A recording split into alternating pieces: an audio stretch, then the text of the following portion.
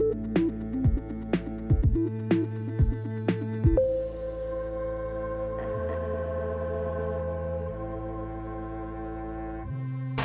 guys, welcome back to Release the Craftin. Priscilla here with another episode of Storycraft. And you guys, hi, what's up? How's it going? I hope you're well. I'm excited to bring you today's story. This was another Patreon request for a fairy tale from Spain, which was an interesting endeavor, but I managed to find one. This one, which you may have known by the title of this video, is called The Sprig of Rosemary. And it comes to us from the Catalan part of Spain. I don't really know Spain's history, and I did not look it up before I started. That would have been responsible. Okay, so I looked it up because I was genuinely curious. Apparently there is Catalonia is an island, and there's another island whose name I find tricky to pronounce, so I'm not going to. And it's the official language of those islands, as well as Valencia, so that's what Catalan means. There was also a note on Wikipedia that it might have like a relation to the Romani people, and I didn't feel like doing that much of a deep dive, so if you are truly interested, venture forth and do your best at Google. But yeah, I'm telling you guys a tale from Spain. That was the request. Here we are. I'm telling you about the Sprig of Rosemary. If you are new to the channel, or, you know, maybe you just never watched any of these videos that pop up, Storycraft is where I tell you a story, and I do a craft, and I'm always taking requests, so if there is a story that you would like to hear, pop it in the comments below, and I'll put it on my list, and I'll do it. And you guys, I put my list on my phone, so it's not going anywhere. I'm not losing it. Amazing. Brilliant. Like, ahead of my time in technology. Doing so well. But yeah, we're just gonna roll right on into it. This story takes place in fairy tale time, once upon a time. There's no actual specified time for this. And the story stars a heroine who is not named, again, one of, like, my most annoying fairy tale tropes, because it makes it hard to tell a creative story when the character has no name. So for this story purposes, I decided that our main character's name is going to be Esme, so that's her name. So Esme lived a poor life with her father, out in the countryside, and her father was a widow, and apparently also an asshole, because his whole shtick was that he would sit around drinking while he made his daughter do all the work.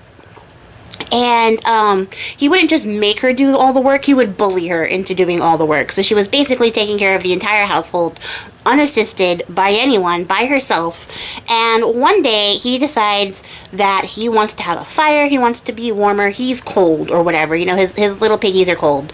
So he tells her to go out into the woods and get some kindling and some leaves so that they can start a fire. So she's like, alright. So Esme ventures out into the woods and she does her duties. She's a very dutiful, obedient child, so that's what she does. She goes and picks up a bunch of firewood and a bunch of leaves, and on the way back she thinks, you know what, I would like to get myself a nice sprig of rosemary, just for me, you know, because it smells nice and I would love to have it.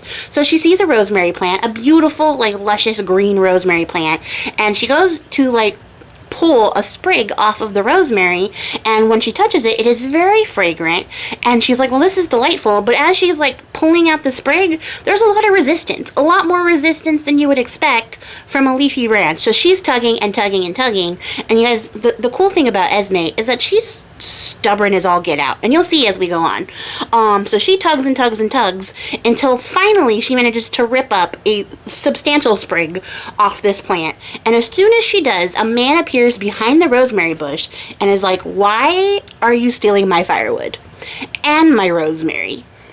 And she's like, well, and the thing about Esme, in addition to being stubborn, is that she's not a fool either, right? Because this man is insanely beautiful. The most handsome man she's ever seen.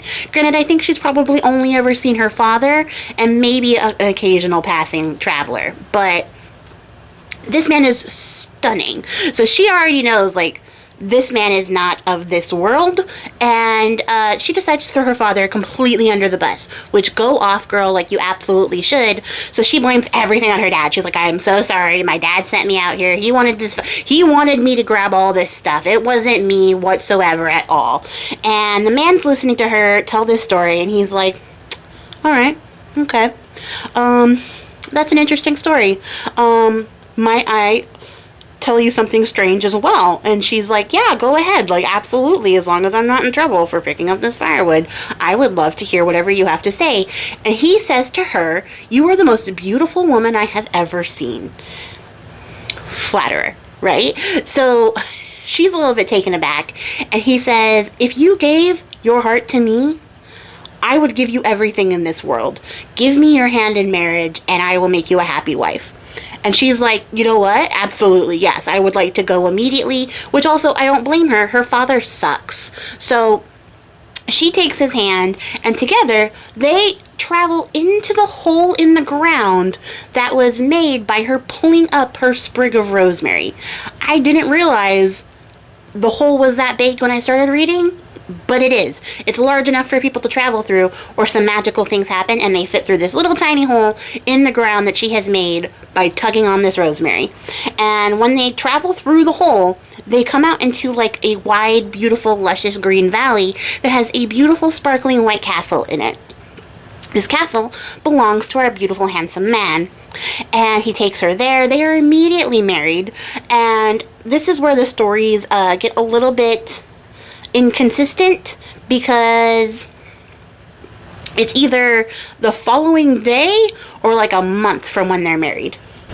I like to think she had some time to settle in, so it's been like a full month since they've been married, and the maid comes up to her with a ring of keys, which, callback, comes up to her with a ring of keys and says to her, it's time for her to take over the duties of running the household. She'll need these keys to run the household, and she can use all of these keys except for this little tiny key at the end she can't use, because if she uses this key, she will unlock a curse that will not just ruin her life and make her be forgotten by everybody who's ever loved her, but will make the castle be swallowed up into the ground and covered by grass.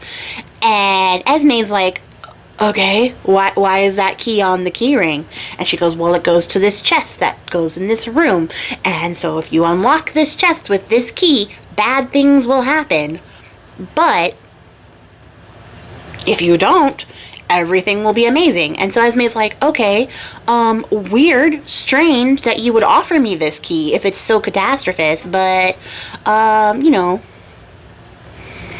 okay, go off. So she does what she's supposed to do. She takes the ring of keys, she does her duties around the household, but she can't stop thinking about that little tiny persnickety key and this supposed curse that's attached to it.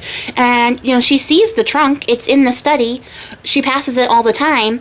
It is locked. She doesn't know why or what's in it, but she starts to think about it more and more until it becomes sort of an all-consuming thought. And she's like, you know what? I don't believe in curses.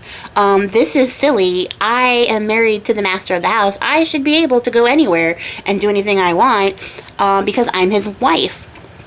So Esme takes it upon herself to take the little tiny key, put it into the lock in the trunk, and try to open it. But here's the thing, guys. Remember how I said how stubborn she is? When she puts the key in the lock, it doesn't work. It doesn't open. She's struggling to open it. It fits, but it's not opening. The lock is being very resistant, almost as if it's magically resistant to being opened.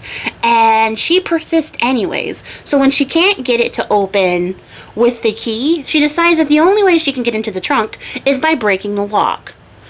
Because, having the lock resist you opening it was not enough of a red flag for her, apparently. So Esme, she goes about, she gets a heavy object, she breaks the lock off the trunk, and when she opens it, inside the trunk, there is nothing at all, but the skin of a snake. And this turns out to be her husband's snake skin that he uses in his magical transformations, because her husband, you guys, is a wizard. Or a magician. Wizard sounds cooler. So he has magical powers. He uses this snake skin to transform and do magical sort of spooky things, whatever he does. He has a good time in his snake skin. But as soon as she, gazes upon the snake skin, a couple of things start to happen. First of all, there's a violent shaking of the castle itself. And then magically it starts to sink into the ground around her. So just imagine all the things in the castle are sinking into the ground, but she's stationary, stuck on the ground where she's at, and it's really disorienting. So she closes her eyes to sort of avoid making herself like motion sick by everything that's happening. And when she opens her eyes, she is alone in a field. There is no castle. There is nothing else around her. Her husband, gone. Her things, gone. Her whole life, gone. She doesn't have the ring of keys anymore. It's gone. Everything has disappeared except for herself, her clothes, and her feet on the ground where she was standing. So Esme does what any person would do in this situation. She lays down on the ground and she cries.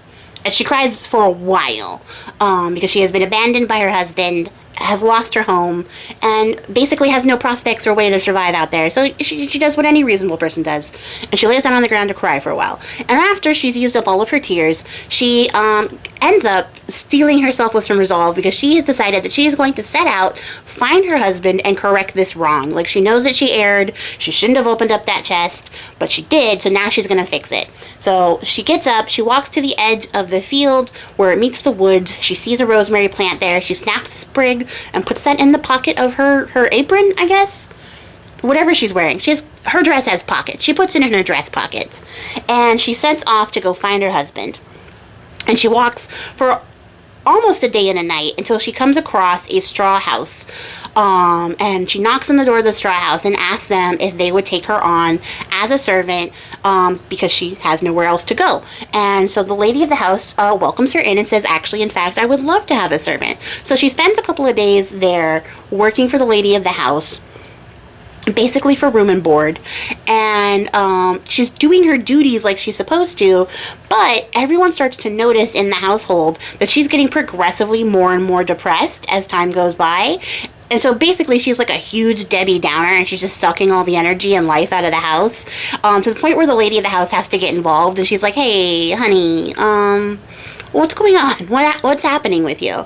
And so then, this question was all it took to send Esme into another crying fit. So she starts bawling again and then tells the lady of the house everything that's happened to her, basically her entire life story. And the lady of the house is like, wow, that's a lot to take in and a lot of emotional labor for me to process for you.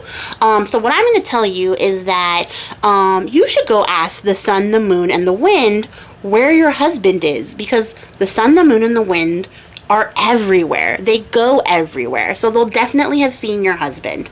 And finally, getting her first lead on all this, Esme's like, fantastic idea, and sets out immediately. She just changes her entire attitude from being like at the bottom of the lowest depressive state you could possibly be to suddenly energetic enough to start out on another long hike to the Castle of the Sun, because that's where she goes to first. So she walks for another day and a night until she comes to a golden castle, which is the Castle of the Sun. And when she gets to the gate of the castle, she calls out and asks to speak to the sun. And an old woman opens the door. She tells the old woman that she is there to ask a favor of the sun, and the woman's like, oh yeah, totally, the sun would love to see you. So she invites her in, and she gets to meet the lord of the manor, who is also the sun. I imagine a very fancy man with a very fancy beard who's all shiny and wearing gold. That's what I imagine.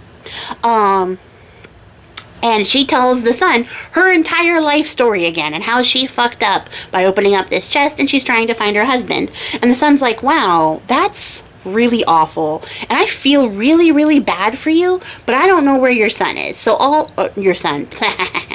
Freudian. I don't know where your dad. God dang it. I don't know where your husband is. Wow. It's like I'm telling 3 different stories. So he tells her that he doesn't know where her husband is, but in return, he offers her a little nut. And this is going to be funny in a second when we get to the other ones, you'll see. But he offers her an unspecified nut and tells her to crack it open in case of an emergency when she needs it the most. So she's like, okay, thanks. And she pockets that too, and she sets off for the Castle of the Moon.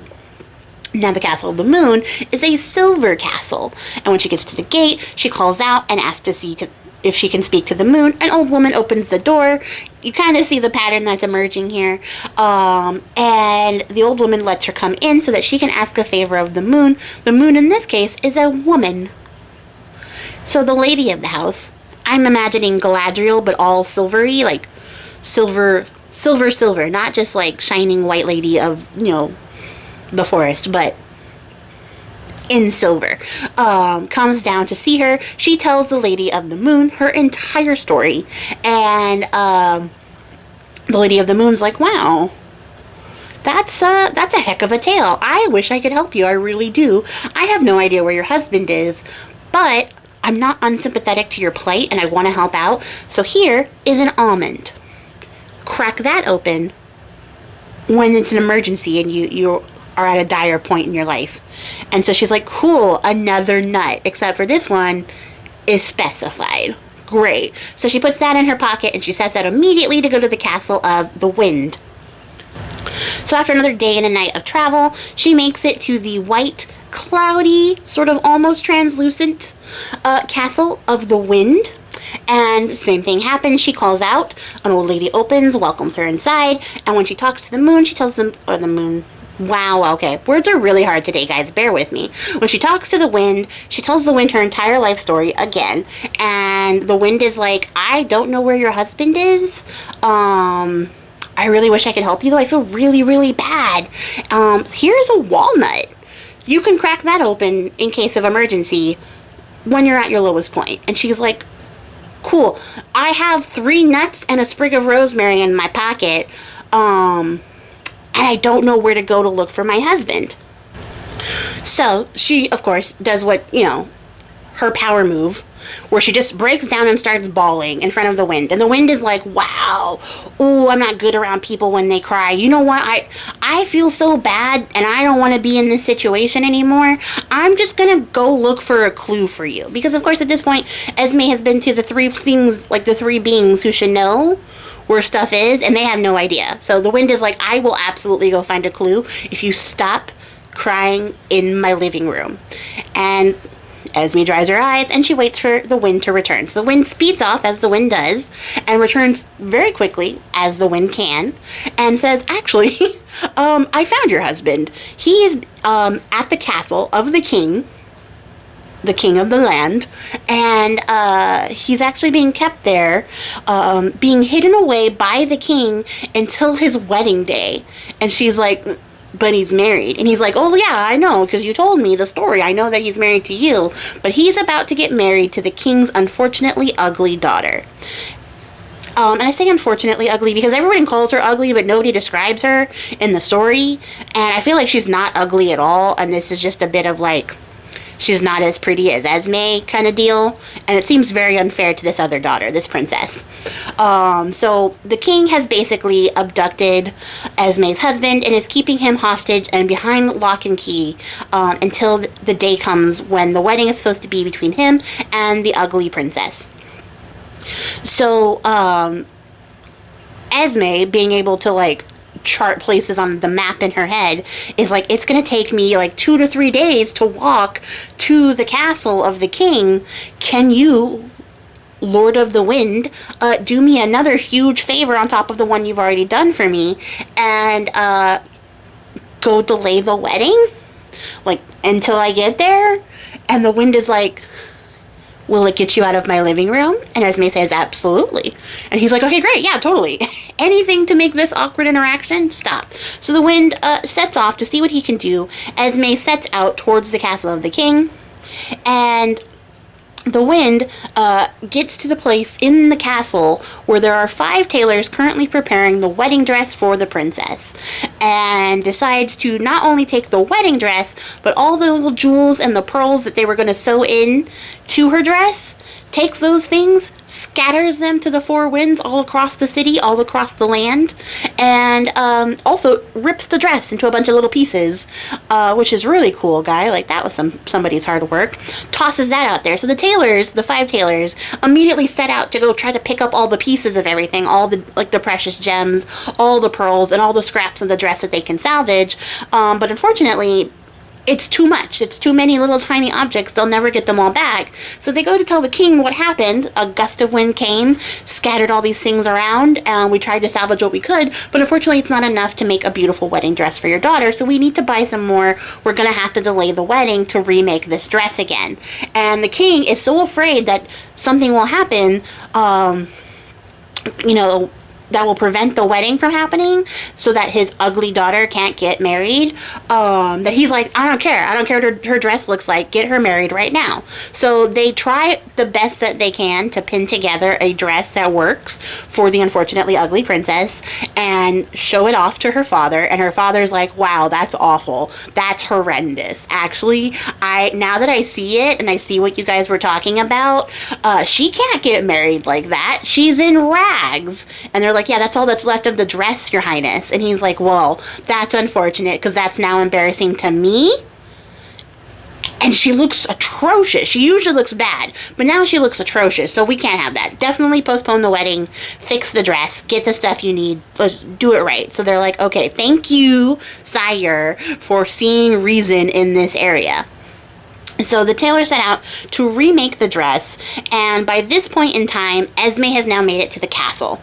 And just outside, out of view of the castle gate, she cracks open the nut that she got from the Lord of the Sun, and out of the nut comes the most beautiful mantle that she has ever seen. And she takes the mantle, she goes up to the castle gate, and she says, I hear that the princess is getting married. And they say, yes, that's true. And she's like, well, can you tell the princess that I have a mantle to sell to her if she would like to come see it? And so they're like, okay, well, let's go tell the princess. So the guards run up there, they tell her, like, hey, some crazy lady's at the gate, she wants to sell you a mantle. And the princess is like, what? A mantle? My dress just got ruined. I was going to be dressed in rags and like gross looking, but a beautiful mantle would definitely salvage some of the damage done to my wedding dress. So she runs out there to go see. The story never comments, like I said, on what she actually looks like or anybody else's opinion of what she looks like. So I don't think the princess was ugly at all, but you know, use your imagination, I guess. But when she encounters Esme, she sees the mantle. It is beautiful, and she's like, I have to have that. That is the perfect thing for my wedding. How much is it? I will pay whatever you want. And this is exactly what Esme wants to hear. So she says, well, I want a bunch of gold, like a stupid amount of gold, enough to fill my pockets. And the princess is like, done. So she tosses her a bunch of gold. Esme fills her pockets. I'm thinking she had a lot, because, you know, some of those old-timey dresses had a lot of pockets, or they were very deep. So weighed down by pockets full of gold, Esme sort of totters off out of view of the guards and the castle gate and cracks open the almond. And inside the almond, she pulls out the most beautiful set of petticoats. They're like dazzling, shining, fantastic, super plush petticoats.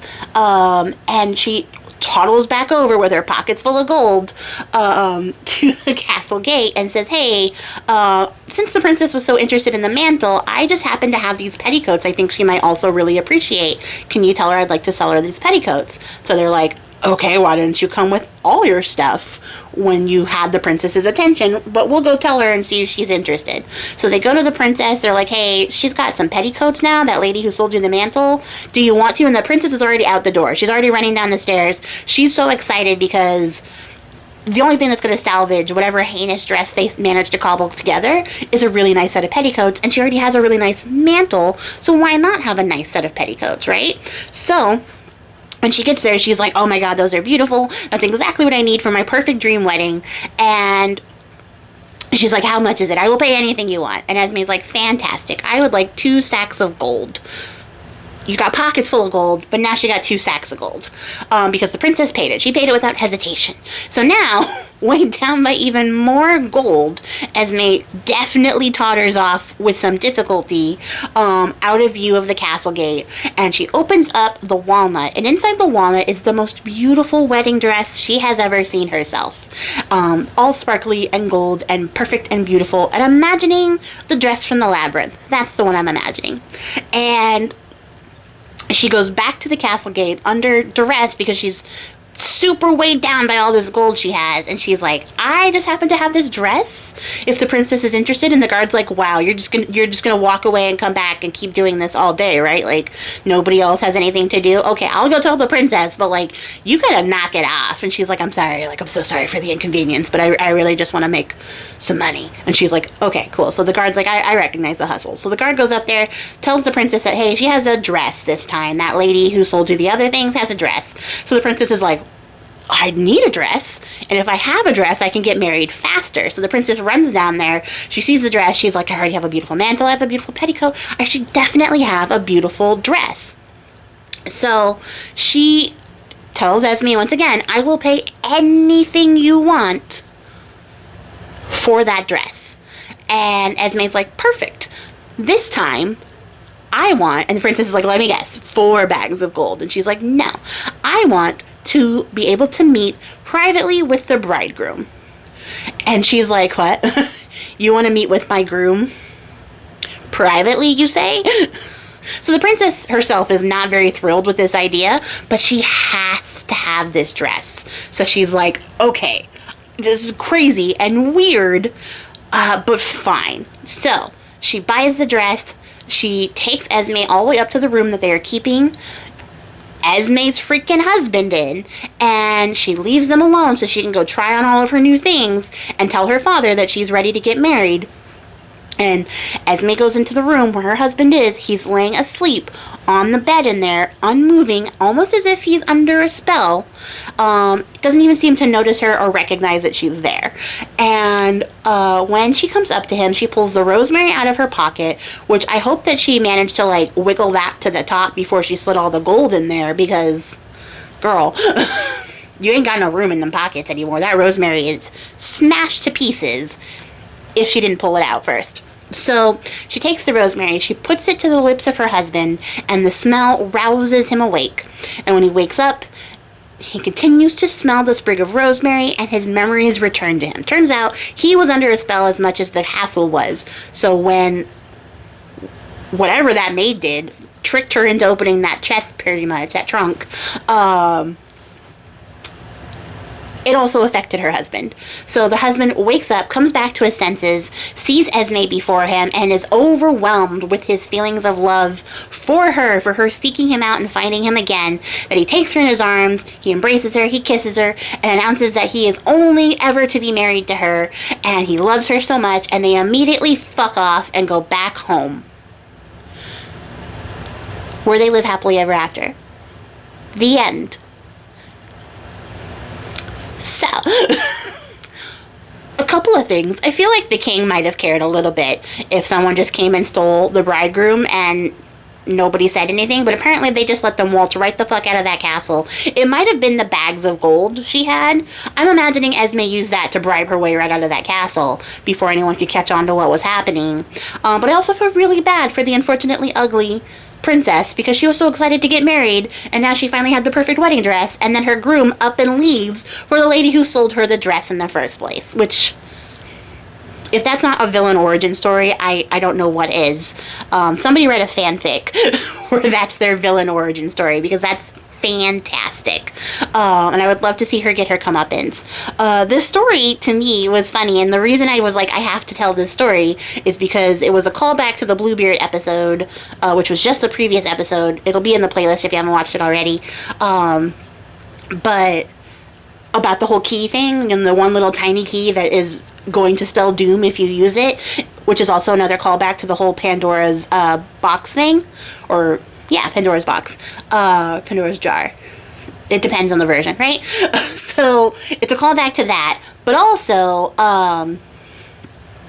it's giving Eros and Psyche, which is the book that I just read, it's giving their story as well, because, you know, once the parameters of the curse are met, they're separated, and this Esme has to go on this amazing quest to fulfill these, like, tasks so that she can get her husband back. And that's essentially what happens in Eros and Psyche when you break it down to, like, its root little core bits. So I was like, how interesting and serendipitous that this story came across, like, my view as I was looking for a story to read for this time. And, it was so synchronous that I had to tell the story, because of those little callbacks and tie-ins to the things that I've already been doing this month. But I also thought it was interesting because this story comes up on the Arns-Thompson-Uther Index as the monster turned bridegroom, or like the bridegroom monster. I don't know like the exact phrasing of it, but essentially it's a story where the groom is a monster, which is strange to me because that index is sort of based on the theme, so how they catalog the folktales and fairy tales is by the theme of the story. And the fact that the husband is a monster is such a minimal thing here, because he's not really a monster, he's a shape-shifting wizard, right? Which doesn't come into play or relevance in the story whatsoever.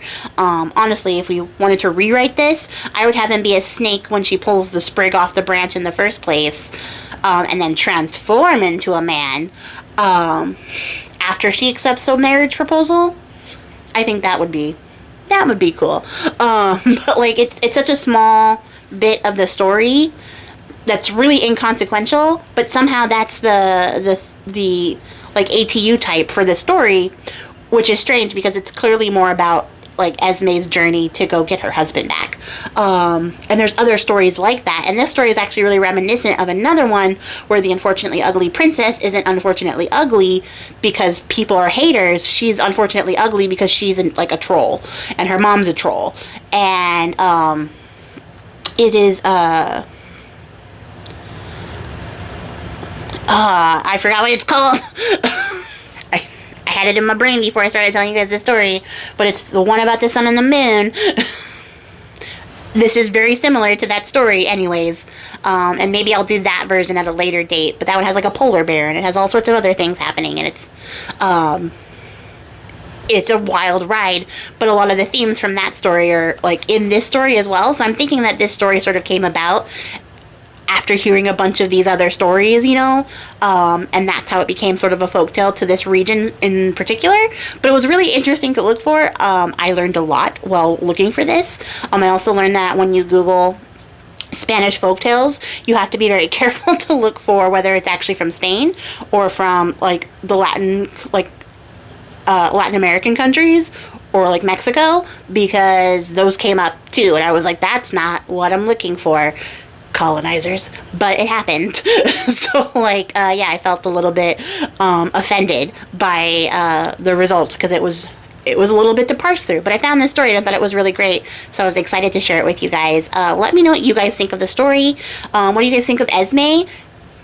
Flawed heroine character. I think I'm loving it. I really do want to see that fanfic though, like of the unfortunately ugly princess's origin story.